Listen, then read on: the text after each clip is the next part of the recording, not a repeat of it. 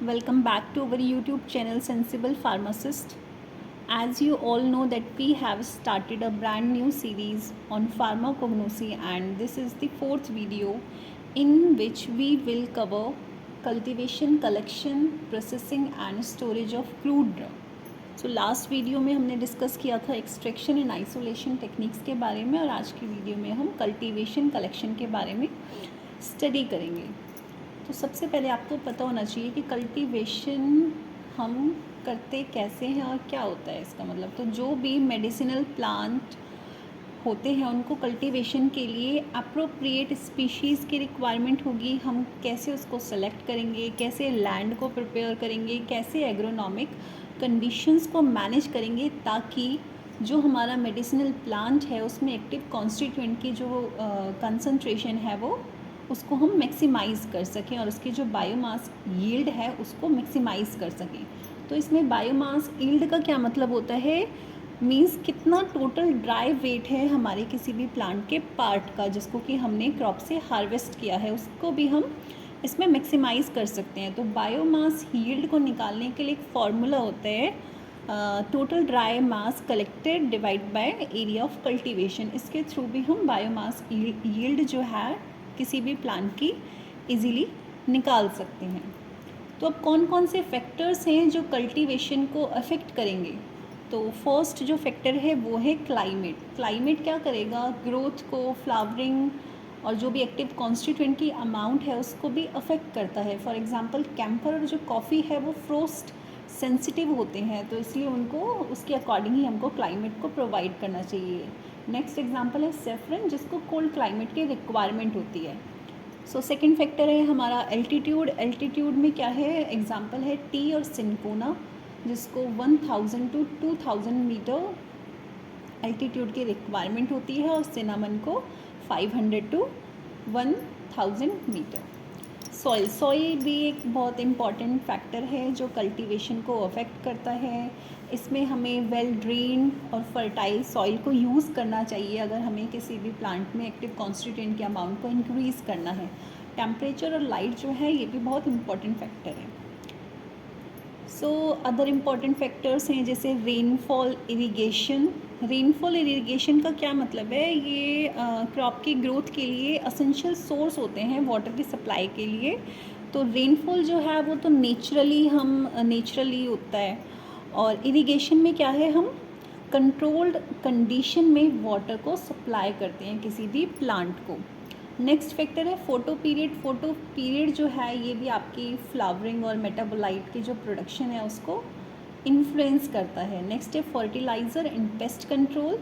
Fertiliser और जो ये पेस्ट कंट्रोल में जो भी हम केमिकल्स यूज़ करते हैं उससे भी सॉइल की जो फर्टिलिटी है वो अफेक्ट होती है।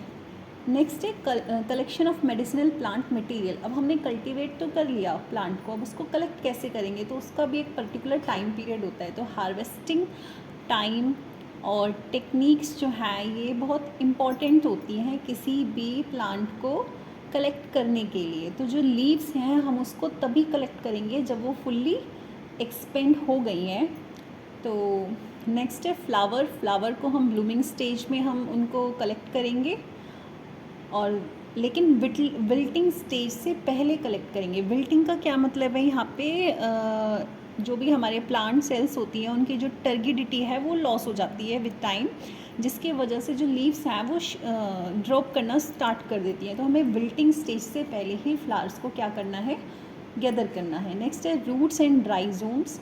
तो रूट्स एंड ड्राइजोम को हम वेजिटेटिव साइकिल के एंड में कलेक्ट करेंगे जिस टाइम पे उसमें सेकेंडरी मेटाबोलाइट जो है वो प्रॉपर अमाउंट में स्टोर होता है। नेक्स्ट है fruit and seeds. Fruits and seeds को हम हार्वेस्ट करेंगे जब वो फुल्ली राइपन हो गए हैं। फॉर एग्जांपल सेना की जो पोर्स हैं उनको हम कब कलेक्ट करेंगे, जब वो येलो कलर की होगी।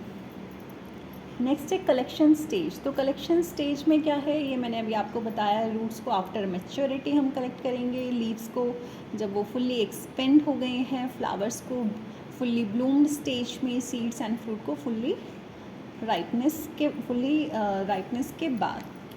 नेक्स्ट है प्रोसेसिंग एंड ड्राइंग टेक्निक। हमने प्लांट को कल्टीवेट भी कर लिया, कलेक्ट भी कर लिया, अब मार्केट में उसको उसकी मार्केटिंग से पहले उसकी प्रोसेसिंग भी हम करते हैं। तो प्रोसेसिंग में हम क्या करेंगे, उसको ड्राई करेंगे। ड्राई क्यों करेंगे? क्योंकि अगर किसी भी ड्रग में ज़्यादा मॉइस्चर कंटेंट होगा तो उसमें माइक्रोबियल ग्रोथ हो सकती है, इसलिए हम कैसे उसको ड्राई करेंगे? शेड ड्राई हम कर सकते हैं, सन ड्राई कर सकते हैं, मैकेनिकली भी हम उसको ड्राई कर सकते हैं, और कुछ एडवांस मेथड को भी हम यूज़ कर सकते हैं उस ड्रग को ड्राई करने के लिए। तो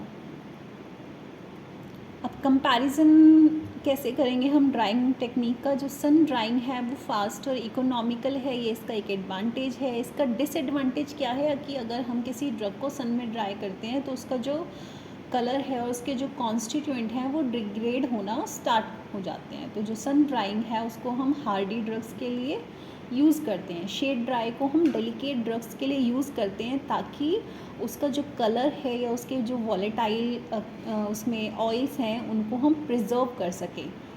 नेक्स्ट है मैकेनिकल और ओवन ड्राइंग। इसमें हम क्या करेंगे, अगर हमें लार्ज बैच में किसी ड्रग को ड्राई करना है तो उसके लिए हम ओवन ड्राइंग को भी यूज़ कर सकते हैं। नोवल मेथड्स में आपके आते हैं जिसको कि हम हाई वैल्यू ड्रग के लिए यूज़ करते हैं। इसमें आपके freeze drying, vacuum drying, hybrid drying methods आते हैं। तो अगर आपसे क्वेश्चन पूछा जाता है कि डेलिकेट ड्रग्स के लिए किस ड्राइंग मेथड का हम यूज़ करेंगे, तो उसमें आप बताओगे शेड ड्राइंग। इसमें से 1 मार्क के क्वेश्चन बन सकते हैं। अब आपके नेक्स्ट है नोवल टेक्निक्स। नोवल टेक्निक्स में आपके microwave drying, vacuum drying, freeze drying and hybrid drying methods आते हैं। तो माइक्रोवेव ड्राइंग में क्या होता है कि इलेक्ट्रोमैग्नेटिक वेव्स को यूज़ करते हैं, ताकि हम जो हमारा ड्रग है उसको रैपिडली उसमें से मॉइस्चर कंटेंट को इवेपोरेट कर सकें। माइक्रोवेव ड्राइंग में आपका एग्जांपल है जो एलोवेरा जेल है या जिंजर के राइजोम है, उसको हम माइक्रोवेव ड्राइंग के थ्रू ड्राई कर सकते हैं। नेक्स्ट है फ्रीज ड्राइंग। फ्रीज ड्राइंग जो है उसको लायोफिलाइजेशन भी हम बोल सकते हैं। फ्रीज ड्राइंग में क्या होगा, जो वाटर है ड्रग में वो सब्लिमेशन के थ्रू क्या होगा, इवेपोरेट हो जाएगा, सब्लिमेशन हो जाएगा उस वाटर का। इसमें आपका एग्जांपल है डिजिटलिस की लीव्स आती हैं जिसको हम फ्रीज ड्राइंग के थ्रू ड्राई करते हैं। नेक्स्ट है वैक्यूम ड्राइंग। वैक्यूम ड्राइंग में हम क्या करेंगे, लो टेम्परेचर पे मॉइस्चर को रिमूव करेंगे, जिससे कि जो हमारा ऑक्सीडेशन है और डिग्रेडेशन है वो हम उसको प्रिवेंट कर सकते हैं।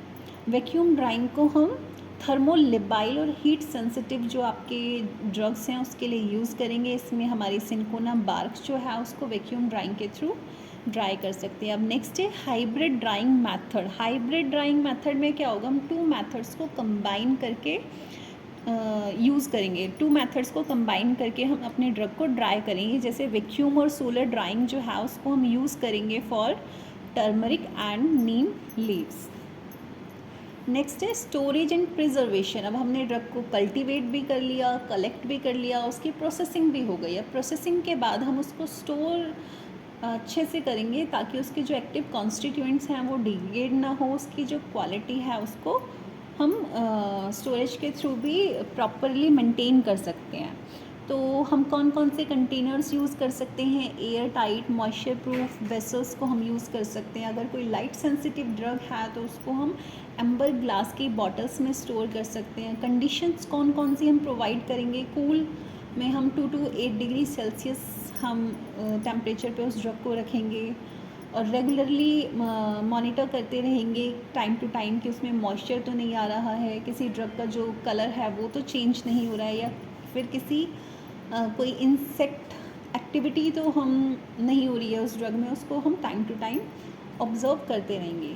नेक्स्ट है अडल्ट्रेशन एंड क्वालिटी कंट्रोल। अब हमने ड्रग की सारी स्टोर भी कर लिया, लेकिन अब उसको अडल्ट्रेशन को कैसे चेक करेंगे, तो जो अडल्ट्रेशन है वो अनइंटेंशनली भी होती है और इंटेंशनली भी होती है। अनइंटेंशनली जब पर्सन को नहीं पता कि भाई उस ड्रग में अडल्ट्रेशन हो रही है, वो अनजाने में उससे हुई है। जैसे कंटामिनेशन हो गई ड्यूरिंग कलेक्शन के टाइम पे, अगर उसको नहीं पता है कि किस टाइम पे हमको ड्रग को कलेक्ट करना है, तो उस टाइम पे कंटामिनेशन उस ड्रग में हो सकती है। प्रोसेसिंग एरर के थ्रू या स्टोरेज कंटामिनेशन हो सकती है। इसमें आपके एग्जांपल्स आते हैं वीड सीड, सॉइल पार्टिकल्स, या रॉन्ग प्लांट के पार्ट को हमने कलेक्ट कर लिया। तो ये जितने भी आपको बताए गए हैं, मैंने आपको 3 और 4 पॉइंट्स ये आपके अनइंटेंशनल अडल्ट्रेशन में आते हैं। नेक्स्ट है इंटेंशनली। इंटेंशनली अडल्ट्रेशन जो है उसको डायरेक्ट अडल्ट्रेशन भी बोलते हैं।